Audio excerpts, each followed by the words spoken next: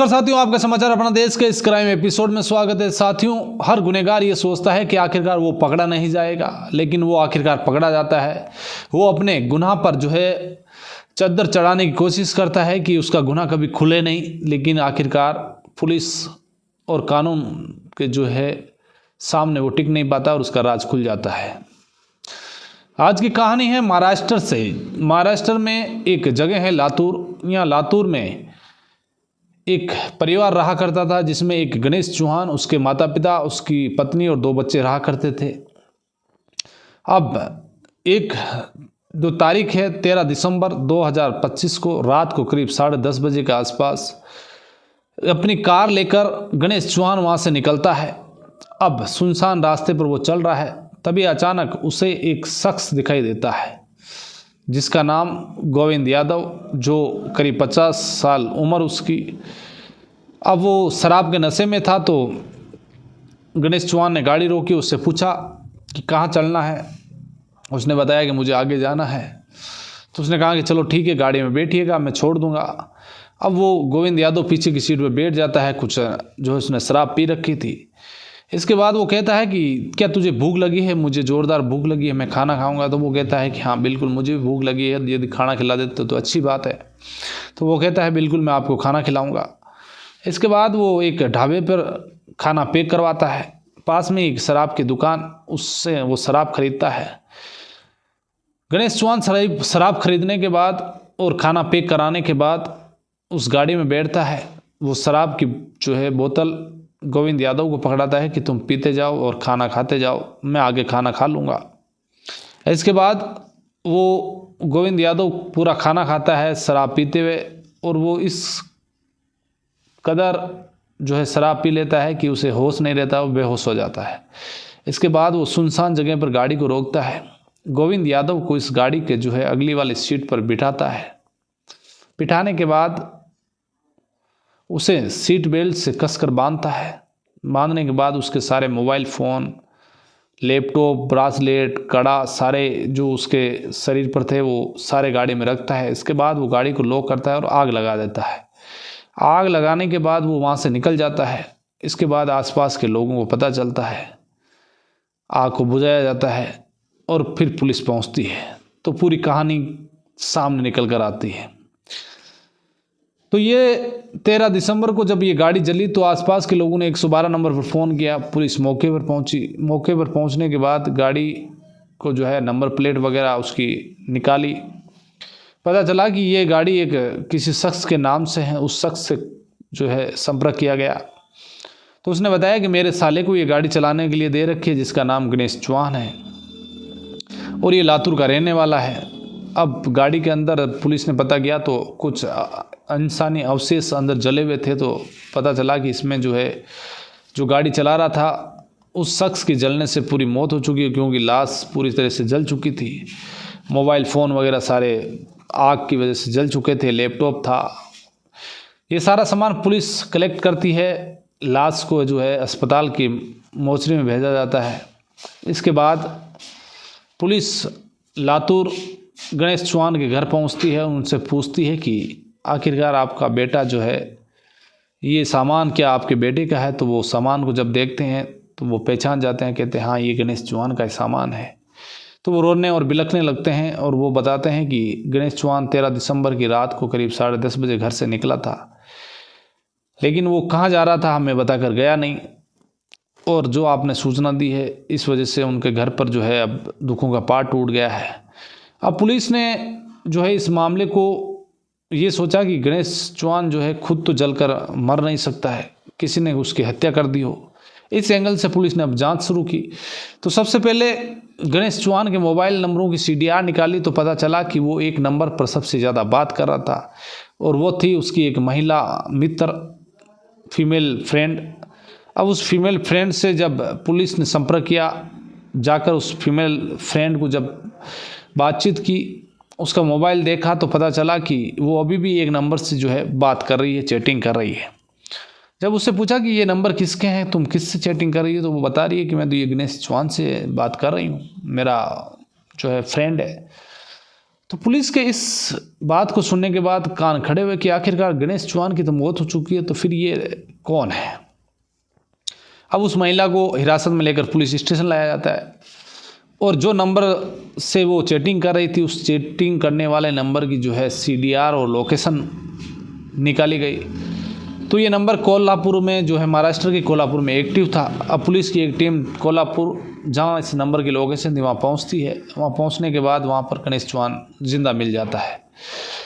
Police उसे गिरफ्तार करती है, पुलिस स्टेशन लेकर आती है और उससे फिर पूछताछ करती है। तो फिर जो कहानी निकल कर आती है गणेश चौहान की, वो इस तरीके से थी।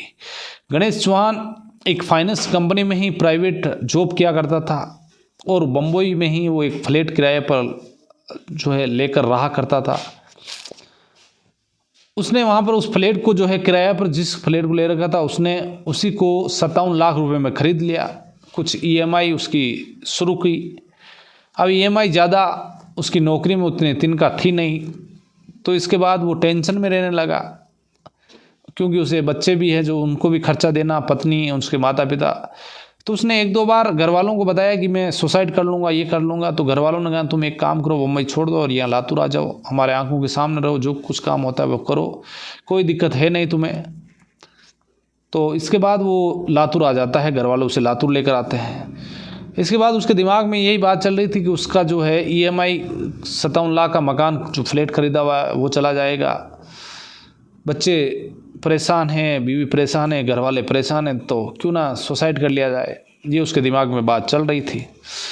इसी बीच उसने सोचा कि 1 करोड़ का क्यों ना एक टर्म इंश्योरेंस करा लिया जाए, जिससे कि उसकी मौत होने के बाद वो घर वालों को मिल जाए और 57 लाख का वो कर्जा भी चूक जाए और जो बाकी बचे पैसे हैं वो घर वाले आराम से अपनी ज़िंदगी जिए। इसके बाद उसने 1 करोड़ का टर्म इंश्योरेंस करवाया। इसके बाद इसने 13 दिसंबर को अपनी जान लेने की सोची और ये कार लेकर वहाँ से रवाना हुआ। तभी अचानक उसे रास्ते में ये गोविंद यादव जो है शराब के नशे में मिलता है। जब ये मिलता है तो वो फिर इसकी गाड़ी में बिठाता है। जब गाड़ी में बिठाता है तो उसे लगा कि आज ये अच्छा मौका है और उसके जो है इंसानी दिमाग में, उसकी खोपड़ी में ये ख्याल आया कि क्यों ना वो खुद मरकर नहीं, इसको मारकर खुद को मरा हुआ दिखा दे तो कितना अच्छा रहेगा। फिर ये साजिश उसके दिमाग में आई। इसके बाद उसे और शराब पिलाई गई। शराब ज़्यादा हो गई, वो बेहोश होने की वजह से फिर उसको आगे वाली सीट पर बिठाया। उसे सीट पर बिठाने के बाद उसे सीट बेल्ट से बांधा कि कहीं उसका नशा उतर जाए, आग लगे और वो फिर उतर कर भाग जाए। तो सारा बंदोबस्त करने के बाद आग लग गई और आग लगने के बाद गाड़ी पूरी तरीके से जल चुकी थी। और आखिरकार एक पुलिस ने जो है अब जो गणेश चौहान है उसको गिरफ्तार किया और मर्डर के इल्ज़ाम में उसे जो है अब पुलिस उसकी कोर्ट में चार्जशीट पेश करेगी। उसके बाद उसे लंबी सज़ा होनी तय है क्योंकि उसने एक परफेक्ट मर्डर किया। तो ये थी आज की कहानी जिसमें उसने अपने आप को मारने के लिए एक गरीब इंसान जिसका कोई पता नहीं था उसको खुद को कि ये कौन है, कहाँ का रहने वाला है, वो शराब के नशे में उसकी जो है बेहोशी की हालत होने के बाद उसको जलाकर मार दिया गया।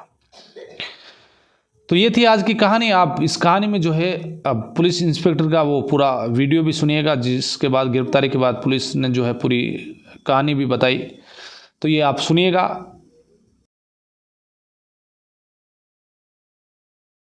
औसा पुलिस स्टेशन के एरिया में शनिवार देर रात में पुलिस महकमे को जब पता चला, 112 पे जब कॉल आया कि एक सुनसान इलाके में एक कार या एक जो व्हीकल है वो जल रही है, ये इंफॉर्मेशन आने के बाद तुरंत पुलिस अधिकारी और अमलदार मौका वारदात पर पहुँचे।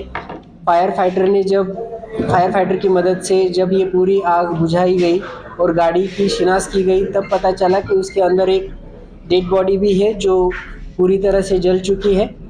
वो उसका इन्वेस्टिगेशन जब शुरू हुआ तब शुरुआती दौर में ये अनुमान लगाया जा रहा था कि जो व्हीकल है उसके नंबर से उसका जो ओनर है उसका जब पता करने की कोशिश की, तब उसका जो ओनर है उसने ये कार जो है वो अपने रिश्तेदार गणेश चौहान नामक इसम को दी थी।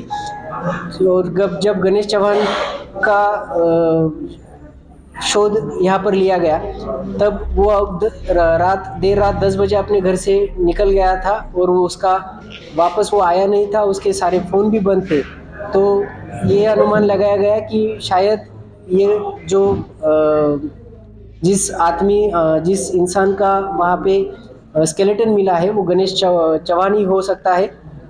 इस तरह का पूरा जब मामला सामने आया तब उसके अनुसार औसा पुलिस स्टेशन में एक्सीडेंटल डेथ का मामला दर्ज किया गया। बट पुलिस को फिर भी इसमें थोड़ा शक था कि ये शायद मर्डर भी हो सकता है और उसी के तहत पुलिस का इन्वेस्टिगेशन जारी था। पुलिस के इन्वेस्टिगेशन में पता चला कि गणेश चौहान की जो एक दोस्त है उसको जब चौकसी के लिए पुलिस स्टेशन लाया गया तब उससे ये पता चला कि गणेश चौहान और एक नंबर जो यूज़ कर रहा था तो उससे उसका चैटिंग अभी भी जारी है। ये पता चलने के बाद पुलिस की जो टीम है वो तुरंत उसका पीछा करते हुए कोल्हापुर और वहाँ से आगे सिंधुदुर्ग तक गई। सिंधुदुर्ग तक जाने के बाद कल देर रात में वहाँ पे गणेश चौहान जिंदा पाया गया और वहाँ पे गणेश चौहान जब जिंदा पाया गया तब हमको ये पता चला कि ये जो गाड़ी में मिला हुआ जो शव है वो किसी और का है। जब गणेश चौहान को इसके बारे में और अच्छाई से जब उससे पूछताछ की गई तब उसने आखिर में ये कबूल किया कि उसको जो टर्म इंश्योरेंस उसने लिया था करीबन 1 करोड़ का, तो वो टर्म इंश्योरेंस के पैसे पाने के चक्कर में उसने अपने खुद के मरने का या खुद के जल जाने का जो एक साजिश रची थी और उस साजिश के चलते हुए उसने वहाँ पे एक राह चलते इंसान को जिसने गणेश चौहान को लिफ्ट मांगी थी, उस इंसान को उसने अपनी गाड़ी में बिठाकर उसको गाड़ी के साथ वहाँ पर जला दिया ताकि पुलिस को और सबको यही लगे कि गणेश चौहान की मौत हो चुकी है और उसके बदले में उसको जो टर्म इंश्योरेंस के 1 करोड़ रुपए है वो उसके घर वालों को मिल जाए। इस तरह का उसने ये पूरी साजिश रची थी। बट आखिर में यही सामने आया कि ये गणेश चौहान की मौत नहीं हुई, उल्टा गणेश चौहान ने गोविंद यादव नामक एक राह चलते इसम को अपनी गाड़ी में लिफ्ट देके उसको वहाँ पे उसके गाड़ी में बिठा के उसको जलाकर उसका खून किया है। ये पता चलने के बाद आज औसा पुलिस स्टेशन में गणेश चौहान के खिलाफ खून करने का या केस दर्ज हो चुका है। गणेश चौहान को हिरासत में लिया जा चुका है और आगे का इन्वेस्टिगेशन जारी है। कितने घंटे के अंदर आपने इन्वेस्टिगेशन? ये इन्वेस्टिगेशन लगभग 24 घंटे के अंदर लातूर जिला पुलिस ने ये पूरी जो साजिश है वो साजिश को उजागर करके ये खून का जो संगीन अपराध है उसको। तो आज की कहानी में बस इतना ही, फिर किसी कहानी में आपसे मुलाकात होगी। तब तक के लिए आप अलर्ट रहिए, सावधान रहिए, क्राइम से बचिए। जय हिंद।